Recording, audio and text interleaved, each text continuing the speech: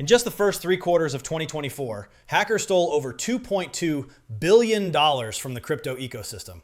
Let that number sink in. $2.2 billion.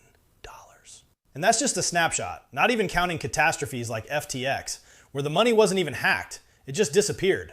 Think about the estimated $114 million that vanished from Poloniex in late 2023, or the reported $235 million drained from Wazir X in 2024. These aren't just numbers on a screen.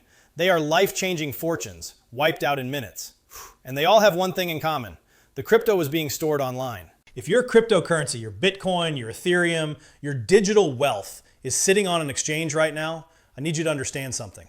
It's a sitting duck. It's a bright, shiny target for thieves all over the world. You're trusting a third party with your future, and their security track record is, to put it mildly, not great. In the next few minutes, I'm not just going to scare you. I'm going to show you the one device that can put a physical, near impenetrable wall between your crypto and online thieves for good. This is the device that aims to make your crypto unhackable. First, let's tear down the biggest lie in crypto. When you buy crypto on an exchange and just leave it there, you don't actually own it. What you own is an IOU, a promise from that company to give you your crypto when you ask for it. This brings us to the most important rule in this entire space, a phrase you need to burn into your memory. Not your keys, not your coins. So what does that really mean? In the world of crypto, ownership isn't determined by an account name or a password. It's proven by one thing and one thing only, a unique cryptographic key called a private key. Think of it as the master key to your own personal vault. Whoever holds that key has absolute, undeniable control over the money inside. When your crypto is on an exchange, who holds that private key? They do, not you. This creates a terrifying trifecta of risk. 3 huge ways you can lose everything, even if you do nothing wrong. First, and most obviously, is a direct hack. Exchanges are massive honeypots. They hold billions, making them the #1 target for sophisticated hacking groups, including those sponsored by governments. Just look at the Poloniex hack, where attackers siphoned out an estimated $114 million from their online or hot wallets. Or look at the HTX and Hiko chain breach, where a compromised private key led to a loss of nearly $100 million. These companies have teams of security experts, but they still fail time and again. They are a central point of failure. You're relying on their security, not your own. Second, there's the risk you never see coming. The company going bust or committing internal fraud. The ghost of FTX still haunts the industry. Millions of users logged in one day and saw their balances were fine. The next day, the company declared bankruptcy, and it was revealed their funds had been gambled away. There was no brilliant external hack. The vault was just empty.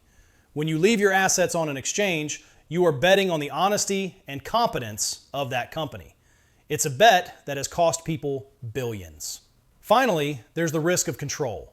Because the exchange holds the keys, they can freeze your account for any reason at all. A government can order them to seize your assets. The platform can suddenly halt withdrawals during a market panic, leaving you locked out of your own money. You aren't in control. You're asking for permission to use what you think is yours. This isn't about being paranoid. It's the fundamental difference between centralized finance and self-custody. As long as you're playing in their sandbox, by their rules, you are always exposed to their risks. The first step to securing your assets is to leave that sandbox for good. So you're convinced. You pull your crypto off the exchange. You download a popular software wallet to your phone or computer, something like MetaMask or Trust Wallet. You see your balance on your screen. You finally control your own keys. You're safe, right? Not so fast. While you've taken a huge step in the right direction, you've essentially walked from a battlefield into a minefield. You've moved from an exchange wallet to what's called a hot wallet. The name says it all. A hot wallet is any crypto wallet that is connected to the internet. This means mobile apps, desktop software, and browser extensions. And because they're always online, they're always vulnerable. Let me give you an analogy. Storing your crypto on an exchange is like leaving your life savings in a bank that gets robbed every other week. Moving it to a hot wallet is like deciding to carry those savings in your back pocket while walking through a dangerous part of town, 24/7. It's a little better because at least it's in your pocket, but you are constantly exposed. Hot wallets are vulnerable to a whole new world of personal attacks that exchanges mostly shield you from. Hackers don't need to breach a billion-dollar company anymore. They just need to breach you. Their methods are sneaky and clever. One of the most common is malware. You download a file that seems fine or click a bad link, and a keylogger gets installed on your device. This little program runs silently in the background, recording everything you type. The moment you enter your wallet's password, or even worse, your recovery phrase, the hacker has it. It's game over. Then there's the plague of phishing scams. You get an email that looks exactly like it's from a service you use. It tells you to connect your wallet to their site, to claim an airdrop, or fix a problem. The website is a perfect clone of the real one. You connect your wallet, you sign what looks like a normal transaction, and in an instant, your wallet is drained. The transaction you approved wasn't for an airdrop. It was a permission slip for a thief to take everything. For the most determined criminals, there are even more advanced attacks like SIM swaps.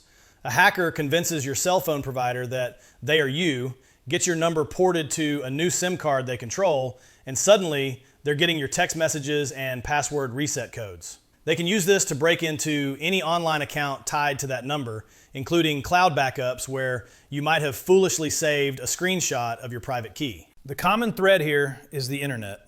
Your private keys, while technically yours, are still living on a device that is constantly talking to the outside world, a world full of people who want to steal what you have.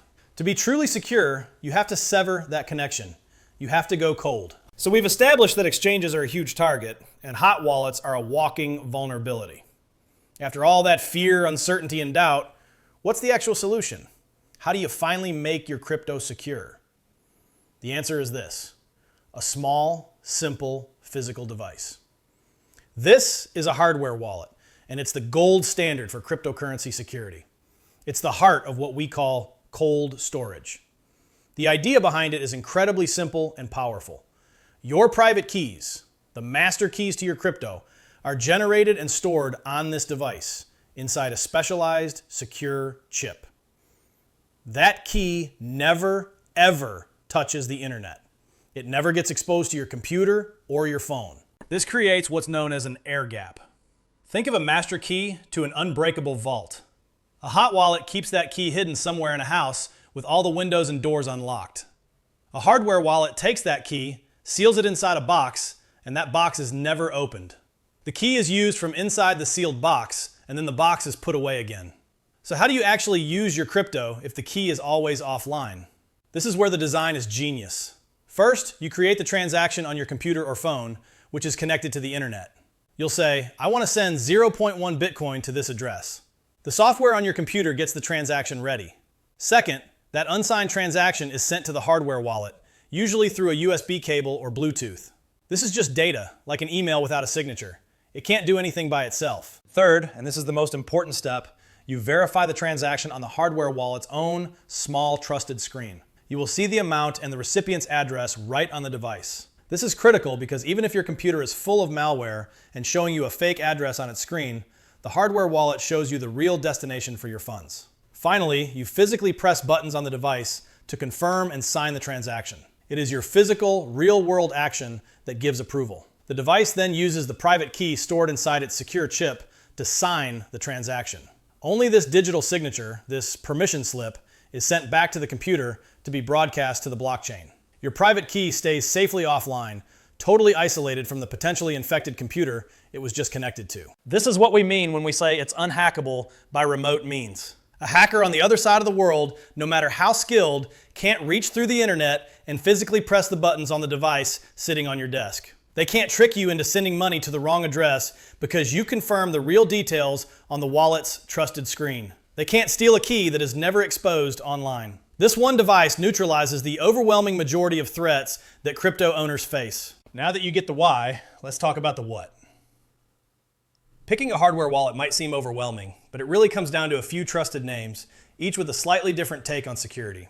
Let's break down the top options so you can choose the right fortress for you. First up is Ledger, with popular devices like the Nano series. You can think of Ledger as the Apple of hardware wallets. They're sleek, they have a user-friendly app called Ledger Live that makes managing crypto simple, and they support a ton of different coins. Their security is built around a certified secure element chip, similar to what's in a secure passport or credit card, designed to resist sophisticated physical attacks. Ledger did face community backlash for their optional Recover service, a subscription to back up your seed phrase. It's crucial to know this is an opt-in service that introduces third-party custodians and changes the threat model. But if you don't use it, the core security of the device remains a time-tested model for self-custody. For most people who want a mix of high security and ease of use, Ledger is a top-tier choice. Next, we have Trezor.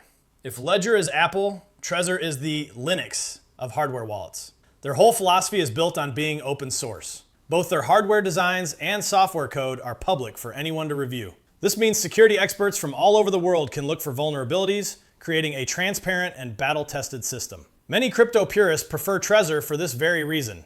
No secrets. Trezor uses a general-purpose microcontroller instead of a certified secure element, which is a design trade-off that prioritizes auditability over physical tamper resistance. Their high-end Model T has a great color touchscreen for verifying addresses and typing your PIN or passphrase right on the device, so those details never hit your computer. For those on a budget or looking for extreme isolation, there are great alternatives like SafePal and Tangem. The SafePal S1 is a cool device because it's totally air-gapped. No USB, no Bluetooth, no Wi-Fi. So how does it sign transactions? It uses a camera to scan QR codes back and forth with a mobile app. It's a bit more of a process, but it offers a level of physical isolation that's hard to beat, especially for its low price. Then there's Tangem, which takes a completely different path. Instead of one device, you get a set of 2 or 3 credit card style cards. The private key is generated right inside the card's chip. Its most unique feature is that, by default, it doesn't use a traditional seed phrase you have to write down. Your backup is simply the other card's cards in the set. For people who are terrified of losing or messing up a recovery phrase, this offers incredible simplicity. It uses NFC. You just tap the card on your phone to approve transactions. The choice is yours. Do you want the polished, app-driven experience of Ledger, the transparent, open-source world of Trezor, the ultimate air-gapped security of SafePal, or the radical simplicity of Tangem? Any of these options is a massive security upgrade from an exchange or a hot wallet. You've picked your device. The box arrives. This next part isn't just a technical setup. It's a rite of passage. This is the moment you declare your own monetary sovereignty. So treat it with the seriousness it deserves. First, and this is an absolute rule, only buy a hardware wallet directly from the manufacturer's official website. Never from Amazon, never from eBay. The risk of a supply chain attack, where a seller tampers with the device before you get it, is very real. They could preload it with a compromised recovery phrase and just wait for you to send your funds. Buying direct is your first and most important line of defense. Second, the unboxing. When it arrives, inspect the package like a hawk. Is the shrink wrap intact? Are the holographic seals unbroken? If anything looks even slightly off, stop right there and contact the company. Third, the seed phrase ceremony. This is the most critical part of this whole thing. Take the device to a private room. Make sure there are no cameras, not your phone, not a security camera, nothing. Power on the device. It will walk you through generating a new 24-word recovery phrase, also called a seed phrase. Write these words down in the correct order on the paper or cardboard cards they provide.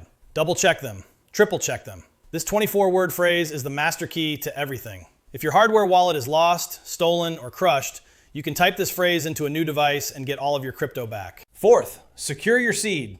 That piece of paper is now one of the most valuable things you own. It's also vulnerable to fire and water. That's why you should immediately get it stored in a more permanent way.